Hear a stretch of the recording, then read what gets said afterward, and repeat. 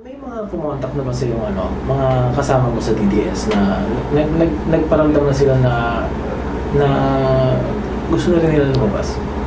Meron. Meron? Oo. Expected ko may dalawa.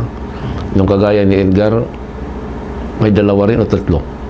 Ewan ko kung paano sila makarating dito sa Manila. Pero eventually, wala na sila sa Davao. Wala sila sa Davao. Yung isang pulis is nasa Davao pa siya pero hindi pa lumabas.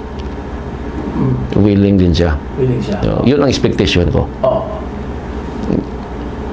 Sa tingin mo, anong dahilan? Bakit isa-isa na silang lumalabas? Is siguro gusto na rin nilang masabi ang buong katotohanan para din malinis ang konsensya or talagang ilahad nila ang katotohanan kasi may mga edad na rin. Halos na may mga edad.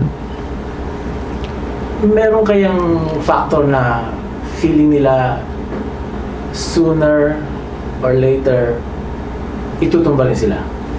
Kung hindi sila kumbaga, mas safe sila kung lalabas sila? Sa tingin ko, sa nangyari ngayon. Sa tingin ko kasi siyempre pinangalanan ko na sila. Dahil totoo naman kami naman nagsama. So sana hindi ganun.